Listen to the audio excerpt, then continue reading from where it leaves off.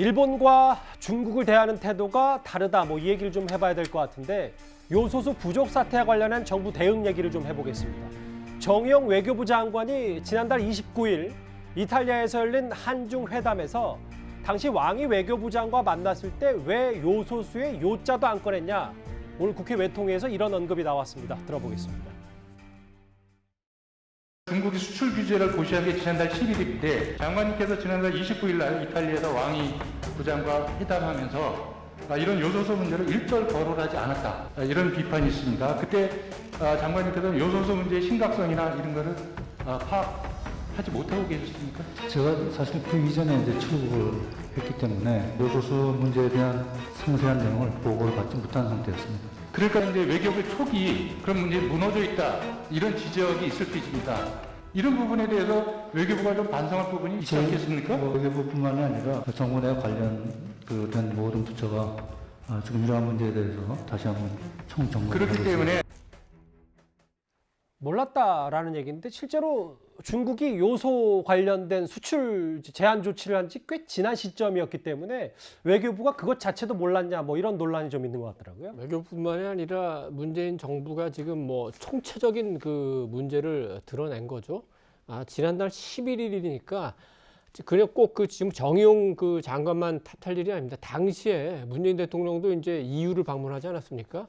그러면 그 유럽 쪽에도 이제 꽤 그 요소수를 확보한 나라도 있기 때문에 그런 부분에 대해서 협력을 요청할 수도 있었고, 또 이제 담당 부처인 산업부 같은 경우도 산업부 장관이 싱하이밍 중국 대사를 만났다는데 그때도 얘기가 없었고, 중국 대사관에서도 이렇다 할 그 경고 사인이 온 것도 아니고, 특히 이제 청와대 한 관계자가 요소수요?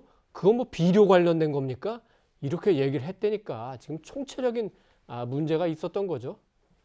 정부와 여당에선 중국과 협상해보겠다는 말만 최근에 되풀이 했죠. 그래서 야당에서는 3년 전에 일본 수출 규제 당시와 비교하고 있습니다.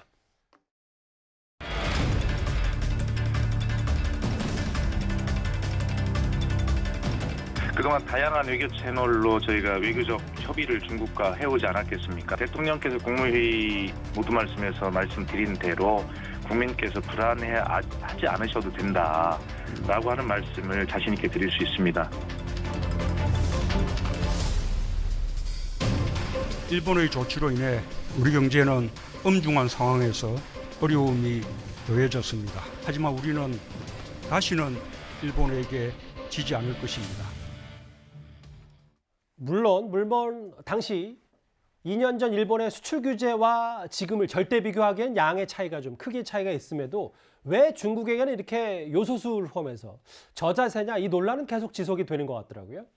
2년 전 얘기를 할 수 있는 게 있고 좀 비교하기 힘든 게 있습니다. 할 수 있는 거는 그때 이제 한일전에만 골몰하지 말고 올림픽 하는 심정으로, 그러니까 대외 의존도가 심한 품목들을 다 챙겨봤어야 한다, 이렇게 얘기하면 저는 맞는 거라고 보거든요. 근데 지금 저는 국민의힘 쪽 대응도 굉장히 문제가 있다고 보는 게, 저쪽 민주당에서 한일전 프레임을 갖고 있다라고 너무 심각하게 생각을 하다 보니까 이런 식으로 중국이 낀 문제에 대해서 계속 한중전 프레임을 계속 몰고 가려고 한다는 겁니다. 근데 한일전 때라고 하더라도 2년 전에는 역사 문제라든지 한반도 정세 이런 것들이 정치적으로 얽혀서 이제 수출 규제가 시작된 것이고, 이번에 중국 같은 경우는 좀 그거하고는 다른 상황이거든요. 근데 여기에 구태여 국민의힘이 한중전 프레임으로 또 접근하려고 하는 거, 이것도 굉장히 잘못된 것이다. 이런 식으로 정치권이 흘러나가면 국민들은 이 싸움을 중일전으로 보게 될 겁니다.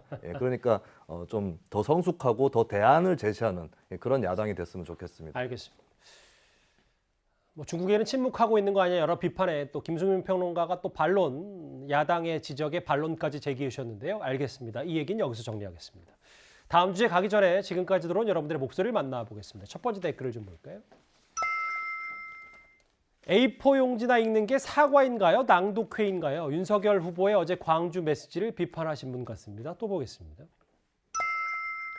누구를 수사했다는 게 악연이라고 하면 안 되죠. 수사는 공정해야 하니까 윤석열 후보 말씀하시는 것 같고요. 또 보겠습니다. 초보 운전은 차에 붙여서 알 수라도 있죠. 음주운전은 알 수가 없잖아요. 갑자기 나타나니 그게 최악이라는 거죠. 이재명 후보의 비유를 비판하신 분 같기도 하고요. 대통령이 국민을 고발하더니 이젠 정당도 국민을 고발하네요. 김혜경 씨 이 추추성글에 대해서 고발한 거에 대해서 좀 얘기를 하셨습니다. 마지막 보겠습니다. 부부 문제를 예민하게 당해서 나서는 게 더 이상하다는 생각이 드네요. 무시해도 될 일을. 김혜경 씨 관련 댓글까지 만나봤습니다. 오늘 댓글 5개 감사드리고요. 다음 주제는 세간의 공부를 사고 있는 사건 하나 만나보겠습니다.